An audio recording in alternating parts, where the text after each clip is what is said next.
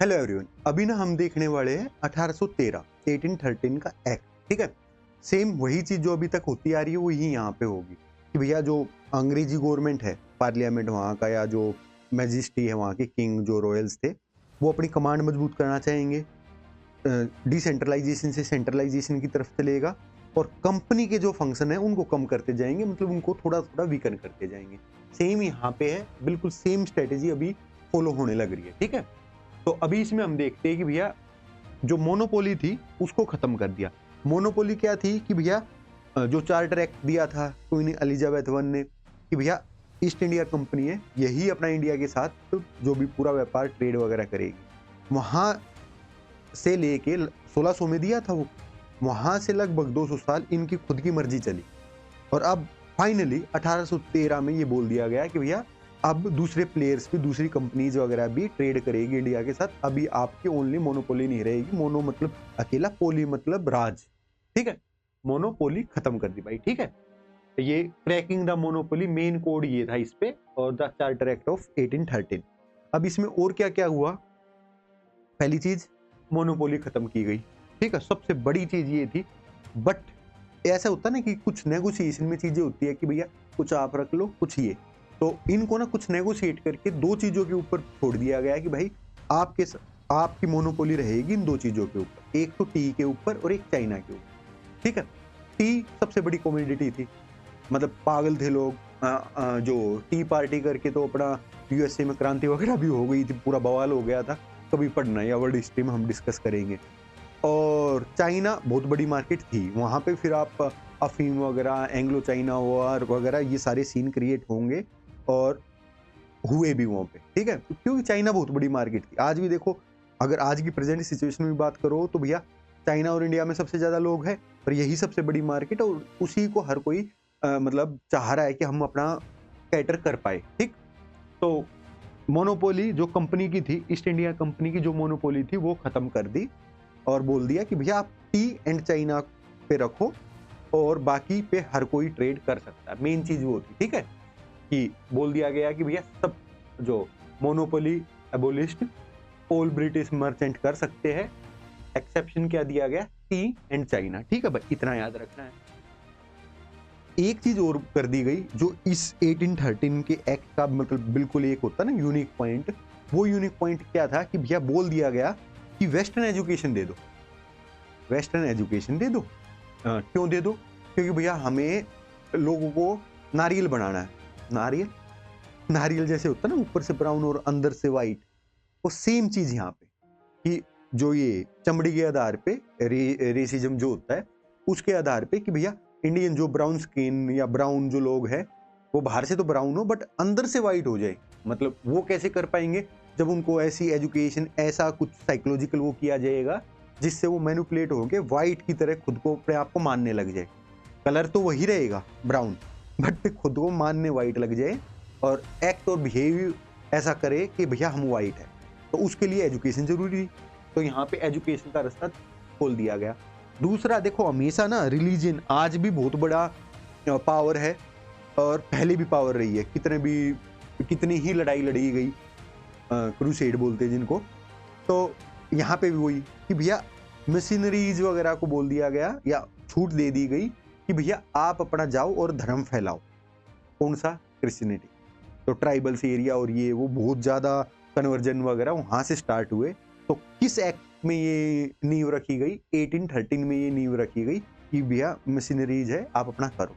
अब इसमें ना जब आप मॉडर्न हिस्ट्री वगैरह पढ़ रहे होते हैं ना, तो वहां पे आता है कि इवोल्यूशन ऑफ एजुकेशन, उसमें हम सारी चीजें पढ़ते हैं कि भैया 1813 में ये बोला गया कि इनको वेस्टर्न एजुकेशन दो, 1 लाख ग्रांट दी गई। फिर आगे जाके मकोले, फिर आगे जाके उनके जो कमेटीज वगैरह में बवाल होता है कि किस टाइप की अपना एजुकेशन दी जाए।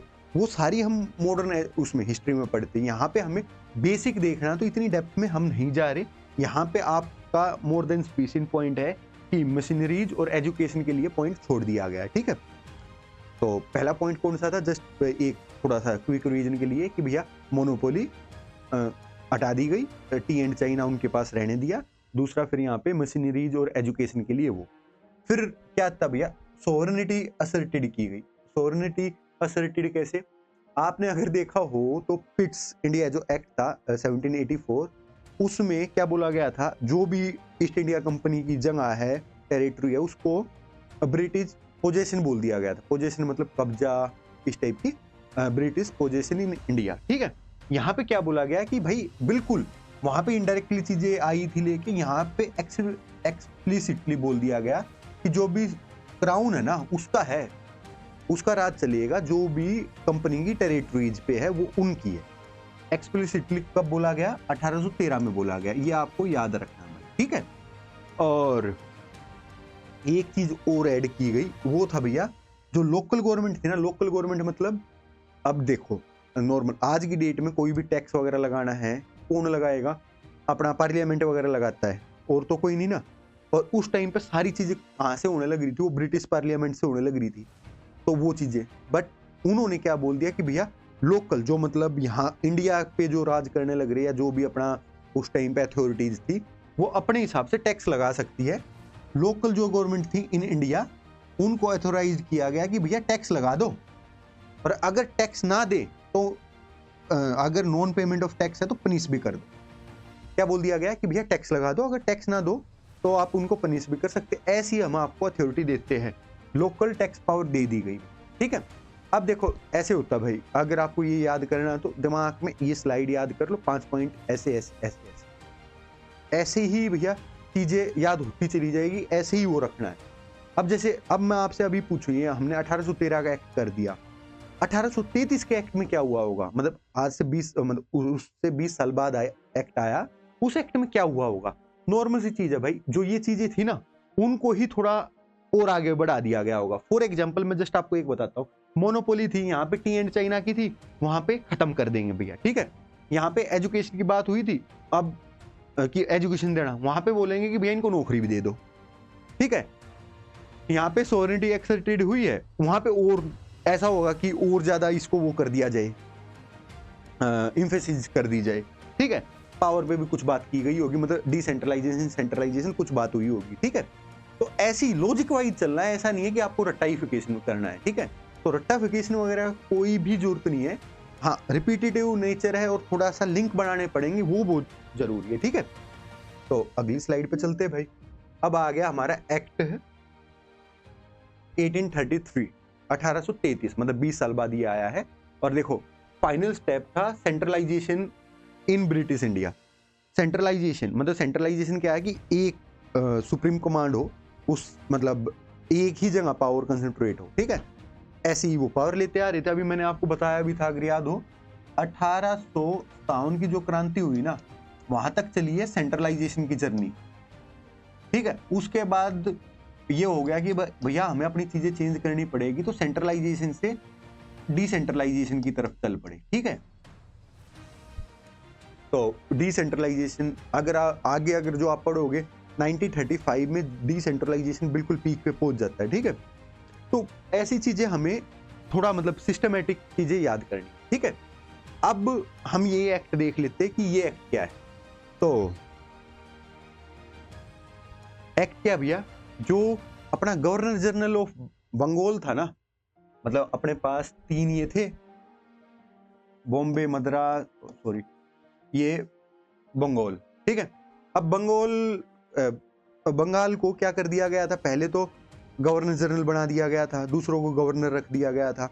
अब उसी गवर्नर जनरल ऑफ बंगाल को गवर्नर जनरल ऑफ इंडिया बोल दिया गया, ठीक है। गवर्नर जनरल ऑफ इंडिया मतलब इसकी और पोजीशन टाइट कर दी गई, और इसको मतलब सुप्रीम पावर दे दी गई, और थोड़ा बड़ा बना दिया गया, ठीक है। वो वाली चीजें देख लेते हैं। तो भैया जो गवर्नर जनरल ऑफ बंगाल था ना, उसको गवर्नर जनरल ऑफ इंडिया बना दिया, ठीक है। और जितनी भी सिविल और मिलिट्री पावर्स थी ना, वो उसको दे दी गई। विलियम बेंटिक ये अपना पहला था जो गवर्नर जनरल ऑफ इंडिया बना, ठीक है। तो ये वाली चीज है कि भैया पहले गवर्नर से गवर्नर जनरल का सफर, अब गवर्नर जनरल ऑफ बंगाल से गवर्नर जनरल ऑफ इंडिया का सफर, ऐसा तय हुआ, ठीक है। अब ये लेजिस्लेटिव पावर मतलब जो ये बनाया ना बंदा, ये बनाया, इसको और सुप्रीम पावर देनी थी, और इसको मतलब ये था कि इसकी पोजीशन मजबूत करनी थी। यहाँ पे सेंट्रलाइजेशन की बात हुई ना, वो वाली चीज है, और सेंट्रलाइज करना था। मतलब क्या कर दिया कि इसके पास ना सारी लेजिस्लेटिव पावर इसको दे दी। मतलब जो बॉम्बे का था और जो बॉम्बे का और जो मद्रास का था ना, हाँ ठीक है, बॉम्बे का और जो मद्रास का था ना, उनसे लेजिस्लेटिव पावर ले ली गई। अभी देखो मैं आपको एक चीज समझाता हूँ कि ये लेजिस्लेटिव पावर, एग्जीक्यूटिव पावर और ये जुडिशरी ये क्या चीज है, ठीक है। तो हम नॉर्मल सी चीज है, ये तीन लिखते हैं भाई जो हमारे बिल्कुल मेन चीज है। एक होती है लेजिस्लेटिव, लेजिस्लेटिव का मतलब है भैया कानून बनाना, कानून बनाने की पावर जिसके पास हो, लेजिस्लेटिव पावर वो, ठीक है। लेजिस्लेचर, लेजिस्लेटिव, वो सारी चीज वो है। दूसरा है भैया जो ये कानून बना दिया ना, उसको इंप्लीमेंट कौन करवाएगा, एग्जीक्यूटिव, एग्जीक्यूटिव पावर, ठीक है। जो इंप्लीमेंट, कानून बना दिया, उसको इंप्लीमेंट जो करवा दे, या जिसके पास वो पावर्स हो, तो एग्जीक्यूटिव पावर्स, ठीक है। अब ये देखना कि भैया जो कानून बना वो ठीक बनाया है नहीं, या वो अच्छे से एग्जीक्यूट हो पा रहा है नहीं हो पा रहा, उसको चेक करना है। उसको कौन चेक करता है, जुडिशरी, ठीक है। ये तीन होती है, लेजिस्लेटिव, एग्जीक्यूटिव और जुडिशरी, ठीक है। जुडिशियल पावर्स कह सकते हो आप, ठीक है। तो अब वो चीज, तो अब मैं आपसे ये एक यहाँ पे थोड़ा सा आपको थोड़ा कॉमन सेंस अप्लाई करनी पड़ेगी, थोड़ा दिमाग पे जोर डालना पड़ेगा। अब मैं आपसे पूछूंगी सबसे ज्यादा पावरफुल इनमें से कौन है, ठीक है। अब देखो नॉर्मल सी चीज है, लेजिस्लेटिव, एग्जीक्यूटिव, ये बनाने का काम, ये मतलब उसको एग्जीक्यूट करवाने का, मतलब इंप्लीमेंट करवाने का काम, ठीक है। और ये जुडिशरी चेक करे कि भैया ये काम हो रहा है या नहीं हो रहा। तो खासकर अगर आप देखोगे ना, तो चेक करवाने वाला ज्यादा पावरफुल होता है, ठीक है। बट ये ना कॉन्स्टिट्यूशन कैसा है, जो हम आगे पढ़ने वाले हैं, क्या सिस्टम है, उसके ऊपर बहुत डिपेंड करता है। जैसे इंडिया है, इंडिया में जुडिशरी पावर सुप्रीम है, बट इतनी सुप्रीम नहीं है जितनी अमेरिका में है। अमेरिका में बिल्कुल सुप्रीम स्ट्रॉन्ग पावर है। और वहीं अगर हम ब्रिटेन की बात करें, तो ब्रिटेन में इतनी मतलब जुडिशरी कुछ कर नहीं सकती, वहां पे लेजिस्लेटिव, एग्जीक्यूटिव ज्यादा वो है, ठीक है। तो मतलब एक कहने की बात है, जुडिशरी पावर कितनी सुप्रीम होगी अपना कॉन्स्टिट्यूशन के ऊपर डिपेंड करेगा। लेजिस्लेटिव और एग्जीक्यूटिव कौन सी स्ट्रॉन्ग होगी, वो ये लगभग हर जगह एक ही टाइप का माहौल है, ठीक है। अब देखो नॉर्मल सी चीज है, जैसे एमपी जो हमारे चुने जाते हैं, उनका क्या बोलते हैं, members of parliament. MLA, member of legislative assembly, जो अपना स्टेट्स वगैरह के लिए हो गए। वो सारे के सारे ना कानून बनाने पे अपने वोट वगैरह करते, अपने वो लेके आते हैं, मतलब भैया मोशन वगैरह ले आए और चीजें हो गई। ये सारी चीजें हम आगे पढ़ने वाले, ठीक है, उसकी फिक्र नहीं करनी आपको। बट ये चीज आती है कि भैया लेजिस्लेटिव पावर है और वो सारे के सारे एज ए लेजिस्लेटिव काम करने लग रहे हैं। बट जैसे अभी फॉर एग्जाम्पल होम मिनिस्टर है, होम मिनिस्टर का काम है एग्जीक्यूट करवाना एक टाइप से, या जितने भी अगर आपकी सर्विसेज वगैरह उनका भी काम है एग्जीक्यूट करवाना काइंड ऑफ। तो वो अब कोई मिनिस्टर ज्यादा स्ट्रॉन्ग है या एक एमपी या एक एमएलए ज्यादा स्ट्रॉन्ग है, तो ऑफ कोर्स आपको पता ही होगा कि मिनिस्टर ज्यादा स्ट्रॉन्ग होंगे, तो मतलब एग्जीक्यूटिव ज्यादा स्ट्रॉन्ग। अभी आप अमेरिका वगैरह में जाओगे तो उसमें चीजें होती है कि भैया वहां पे लेजिस्लेटिव बिल्कुल अलग है, एग्जीक्यूटिव बिल्कुल अलग है, मतलब strict separation of power. India में क्या है कि भैया यही लेजिस्लेचर्स है और उन्हीं में से एग्जीक्यूटिव छांटने हैं। मतलब कहने की बात है, अगर मैं आपको ये बोलूं, अमेरिका में तो है भैया, अगर ये लेजिस्लेचर वाले बंदे और ये एग्जीक्यूटिव वाले। इंडिया में क्या है भैया, ये लेजिस्लेचर वाले, इन्हीं में से कुछ लोग एग्जीक्यूटिव छटेंगे हमारे। तो मतलब कहने की बात है, इंडिया के अगर हम उसमें बात करें तो एग्जीक्यूटिव ज्यादा स्ट्रॉन्ग होता है और जनरली भी एग्जीक्यूटिव ज्यादा स्ट्रॉन्ग होता है, ठीक है। तो ये वाली चीज हो गई हमारी, ठीक है। तो ये वाली चीज मेरे को इसलिए समझानी पड़ी कि भैया ये लेजिस्लेटिव पावर यहाँ पे मेंशन हुआ था, इस वजह से मेरे को ये सारी राम कथा पढ़ा आपको समझानी पड़ी, ठीक है। तो क्या बोल दिया भैया, अब बोल दिया गया कि ये जो बॉम्बे है ना और ये मद्रास है, इनकी लेजिस्लेटिव पावर नहीं है। अब तो जो कानून बॉम्बे वाला बना देगा ना, वही फॉलो करने पड़ेंगे इनको। तो मतलब बॉम्बे वाले को थोड़ा थोड़ी स्टेटमेंट के लिए बॉम्बे और मद्रास की पावर छीन ली गई, जो बंगाल वाला बनाएगा वही इनको माननी पड़ेगी, ठीक है। नॉर्मल सी चीज ये थी, ठीक। और एक ये चीज है, अगर आप याद करना चाहो तो कर लो, ना करना चाहो तो ना करो, आपकी मर्जी है। इससे पहले वालों को क्या बोला गया, रेगुलेशंस बोला गया, इसके बाद वालों को एक्ट्स बोला गया। नॉर्मली चीज क्या है कि 1833 से पहले जो भी आए हैं उनको रेगुलेशन बोल दिया और इसके बाद वालों को एक्ट बोल दिया, ठीक है। कोई इतनी जरूरी नहीं है, कोई नहीं पूछने वाला, जस्ट ये है कि ऐसा आपको ऐसा ना लगे कि कोई पॉइंट मिस हो रहा है, इसलिए मैं सोचा ये बता दूं आपको, ठीक है। और अब क्या किया, जो मैंने अभी आपको बताया था वहां पे अपना 1813 वाली जो चीज थी कि टी और चाइना छोड़ दिया था। अब ये बोला कि भैया टी और चाइना भी नहीं है, तुम्हारा काम ही खत्म, तुम कॉमर्स करोगे ही नहीं, व्यापार करोगे ही नहीं, तुम्हारा क्या काम है भैया, ओनली प्योरली एडमिनिस्ट्रेटिव बॉडी है। जो ईस्ट इंडिया कंपनी है उसको प्योरली एडमिनिस्ट्रेटिव बॉडी बना दी और वहीं पे काम खत्म करो भाई, आपको और ज्यादा इफेंट बट नहीं करनी, कोई कॉमर्स नहीं, कोई ट्रेड नहीं, कोई कुछ नहीं।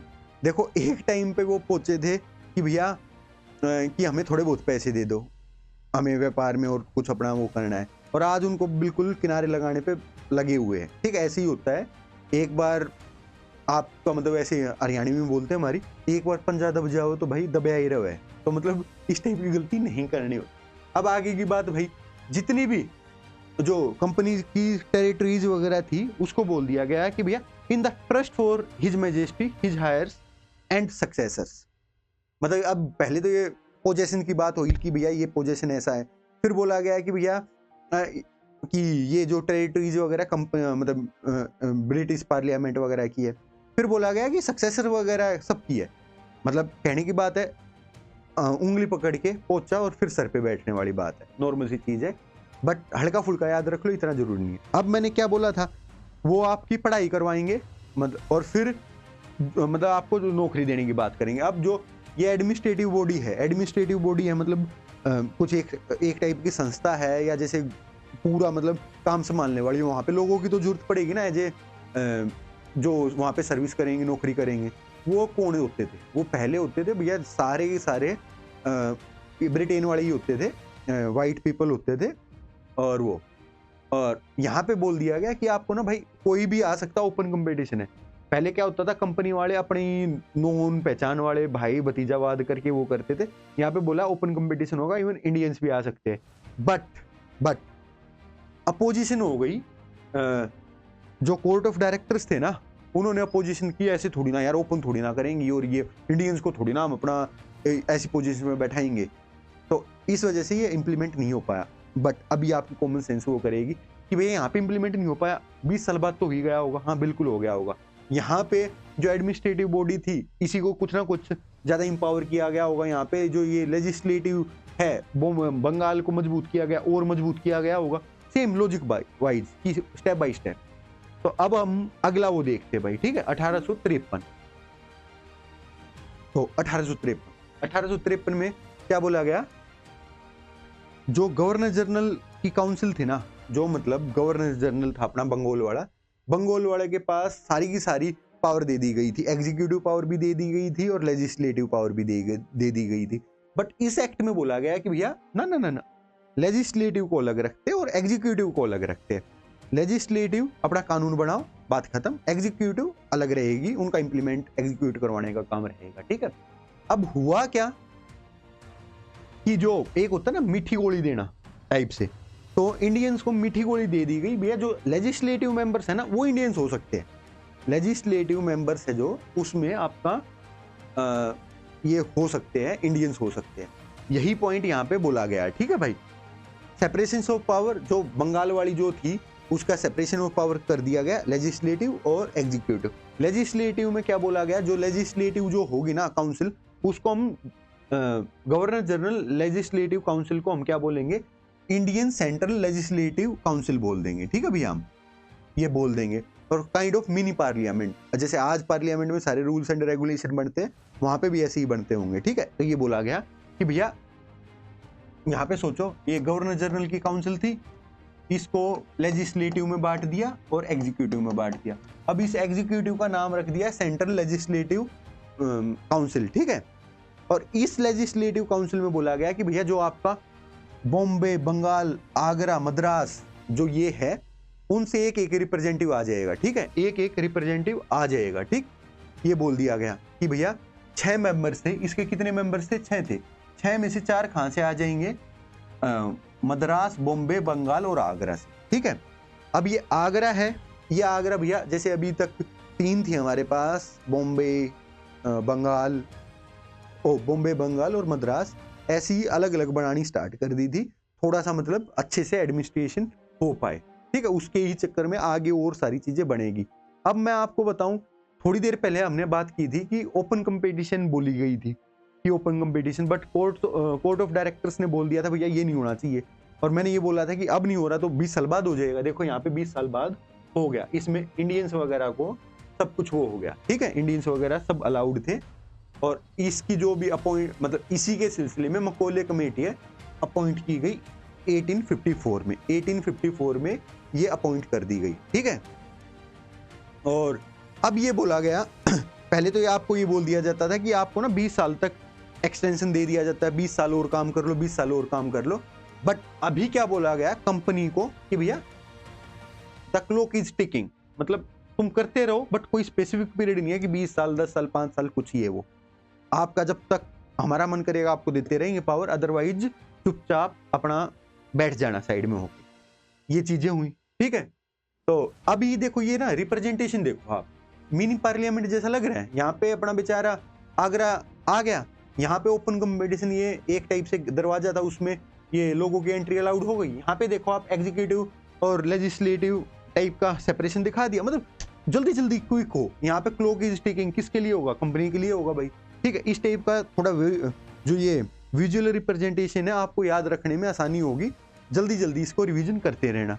अब देखो 1853 का ये हो गया। 1853 के बाद भैया एक बहुत बड़ी क्रांति होती है जिसको हम बोलते हैं फर्स्ट इंडिपेंडेंस वॉर, वो फर्स्ट वॉर ऑफ इंडिपेंडेंस, कोई कुछ बोलता कोई कुछ बोलता, वो हम मॉडर्न हिस्ट्री में पढ़ते हैं। बट आप ये चीज जरूर एडमिट करोगे कि बहुत बड़ा मेजर इवेंट था, तो बहुत बड़ा मेजर इवेंट था, और उस मेजर इवेंट ने बिल्कुल अंग्रेजों को हिला के रख दिया, ठीक है। जो सेंट्रलाइजेशन होती आ रही थी, जो मतलब बाई चांस सेंट्रलाइजेशन होती आ रही थी, वो डिसेंट्रलाइजेशन में बदल गई। कई सारी पॉलिसीज थी, वो पॉलिसीज पे बोले कि भैया हम नहीं करेंगे लागू, या इनको अच्छे से सोच समझ के करेंगे। दूसरा लोकल रिप्रेजेंटेशन वगैरह थी, उनको बढ़ा देंगे। ऐसी ऐसी चीजें होती चली गई। आपको वही चीजें ध्यान में रखनी है, उसी के हिसाब से एग्जीक्यूट हमें आगे करना है, ठीक है। अभी आगे वाली स्लाइड्स क्या है कि भैया इन 80 सालों में क्या हुआ। जब हम पहला जो एक्ट आता हमारा 1773 वाला, वहां से लेके 1853 तक क्या क्या हुआ, वो वाली चीज थी। ईस्ट इंडिया कंपनी से लगभग क्राउन रूल तक आ गई चीजें, ठीक है।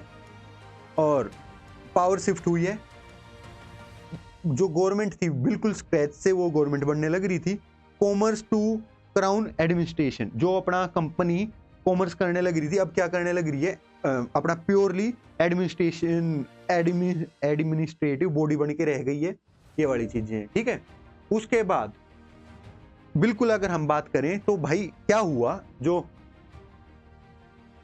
एक टाइप से मतलब सारी चीजें सेट हो रही थी, बिल्कुल बहुत बढ़िया तरीके से चल रही थी, कोई म्यूटिनी होती है, और ये एक टाइप से कैटलिस्ट का काम करती है। कैटलिस्ट क्या होता है, किसी भी चीज की स्पीड बढ़ा देता है, और फिर चीजों में हर चीज में वो शिफ्ट आ जाता है। फिर आगे जाके ये 1858 का एक्ट आता है, जो इन चीजों को बिल्कुल मतलब जो ब्रिटिश पार्लियामेंट के हाथ में पावर रख देगा, बोलेगा कंपनी तुम साइड में हटो, अब जो भी संभालेगा जैसे भी संभालेगा सीधे डायरेक्ट गवर्नमेंट संभालेगी, ठीक है।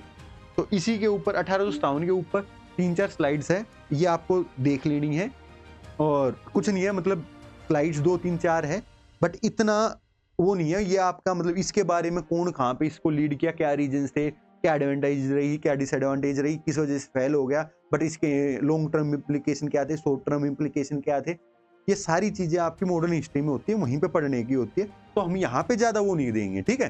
बट एक चीज जरूर है जो हमें ध्यान रखना है कि जो अगला एक्ट आएगा उसको हम बोलेंगे the act of good government of India, जो ईस्ट इंडिया कंपनी से पावर लेके सारी की सारी ब्रिटिश क्राउन को वो कर दिया जाता है कि भैया तुम संभालो, ठीक है। और आगे डायरेक्ट इंपीरियल रूल चालू हो जाएगा इसके जस्ट बाद, फिर अंग्रेज की गवर्नमेंट डायरेक्ट हमारे ऊपर राज करेगी।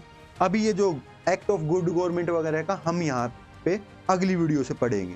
मतलब देखो आप पहला एक चंक, फिर दूसरा चंक, फिर तीसरा चंक, ऐसे ऐसे बाद वाले बड़े एक्ट है वो हम एक एक वीडियो में अलग अलग देखेंगे, बट अभी फिलहाल के लिए ये सोच के चलो कि हमें बिल्कुल प्यार प्रेम से एक जो सीक्वेंस बना हुआ ना लॉजिकल उसमें मैनर में, उस चीज को पकड़ लेना और आगे चलते चले जाना है। 2-3 चीजें जिस पे वो हो रही है, अगर आप ये हिस्ट्री में पढ़ोगे ना बहुत डेप्थ में चीजें, वहां पे अलग अलग इम्प्लीकेशन है, इस एक्ट की अलग इम्प्लीकेशन है, बट यहाँ पे हमें उस पॉइंट ऑफ व्यू से नहीं सोचना, उस पीओवी से नहीं सोचना, क्योंकि यहाँ पे हम कॉन्स्टिट्यूशन कैसे बना उसकी मेन बात हो रही है। ठीक है, तो मिलते हैं जल्दी। एंजॉय द जोयो।